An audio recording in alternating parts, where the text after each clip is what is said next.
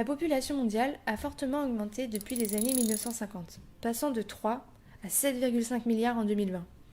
Selon les prédictions, la population pourrait atteindre les 9,7 milliards en 2050. En parallèle, le changement climatique devient également une préoccupation majeure. L'un des principaux effets est l'augmentation des températures moyennes du globe. La température a augmenté de 0,85 degrés Celsius entre 1880 et 2012, selon le 5e rapport du GIEC, et pourrait augmenter de presque 5 degrés Celsius d'ici la fin du siècle, selon les prédictions les plus pessimistes.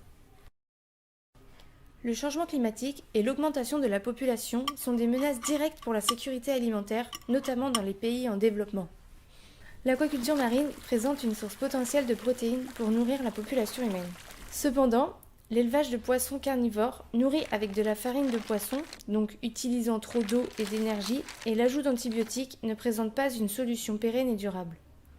Ce type d'aquaculture présente donc un coût élevé et des problèmes environnementaux.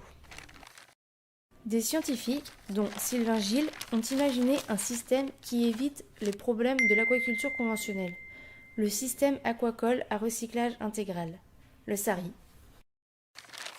L'aquaculture conventionnelle est un système linéaire avec des entrées, aliments, eau et énergie, et des sorties, les déchets.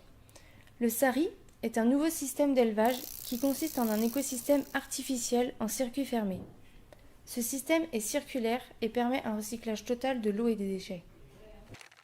Il associe 4 types d'organismes. Le tilapia, Sarotérodon melanotéron, est un poisson très résistant, notamment aux fortes variations de température ou de salinité.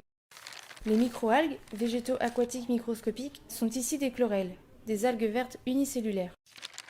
Les bactéries sont des micro-organismes composés d'une seule cellule. Le zooplancton, constitué d'animaux aquatiques qui flottent passivement, est ici une espèce de rotifère qui mesure moins d'un dixième de millimètre de long. Les tilapias, durant leur cycle de vie, rejettent des déchets. Les bactéries transforment ces déchets, qui sont ensuite consommés par les microalgues, ainsi l'eau est dépolluée. Les tilapias, au stade adulte, se nourrissent en partie de microalgues et de leurs propres déchets, participant au recyclage des nutriments. Le zooplancton se nourrit des microalgues, ce qui permet d'en réguler la quantité. Les alevins des tilapias se nourrissent de zooplancton. Une fois leur taille suffisante atteinte, les poissons sont pêchés et remplacés par des juvéniles élevés séparément. Le SARI consiste en un assemblage de bacs et de bassins reliés entre eux, répartis en une unité d'élevage, ici en orange, et une unité d'épuration, ici en bleu.